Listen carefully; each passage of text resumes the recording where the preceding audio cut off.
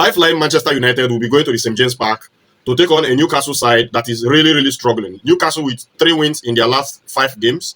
4 of those 5 have been in the Premier League, and the 2 lost so far have also been in the Premier League with just 1 win in the Premier League in their last 5. And are struggling seriously at the moment for form against a Manchester United side that under Carrick have been in a good run of form, winning 6 out of their 7 games in the Premier League. This is going to be a tall ask for Newcastle. And Newcastle are closer to relegation than they are to European spots. Manchester United sitting comfortably 3rd, even though level on points with Aston Villa, but will be looking to solidify, their Champions League sports challenge in this particular encounter. Now, you see Man United with Carrick, what they have found is stability. Players being played consistently at the right positions. People like Maguire, Casemiro, Bruno Fernandes coming on song, mentoring the younger players. Kobe Mino, that was rejected under Ruben Amorim, doing so well and solidifying his place in that midfield alongside Casemiro, doing extremely well and playing brilliantly.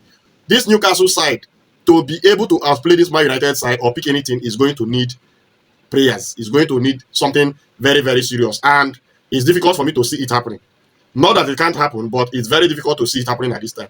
Because Newcastle are struggling with injuries. They are struggling with inconsistency. Bruno Guimaraes is missing.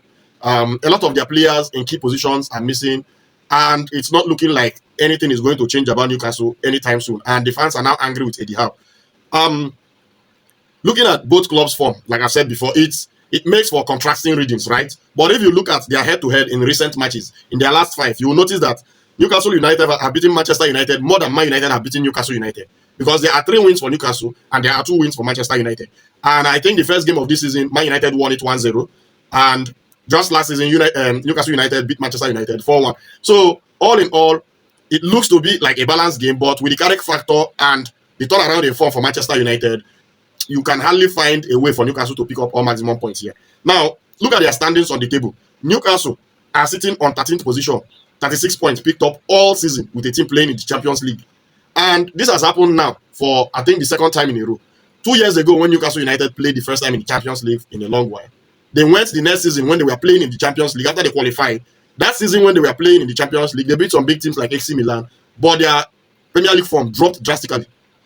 Right? And they could not qualify for the next season Champions League. And then they are back in the Champions League this season, and their form again is beginning to fluctuate. So it's looking like playing in the Champions League is costing them domestically. But what do I know? It is what it is. So hopefully, let's see how this one will pan out. But I cannot look past a Manchester United win or draw in this game. And I predict that it's going to be a 2-1 win for Manchester United again away.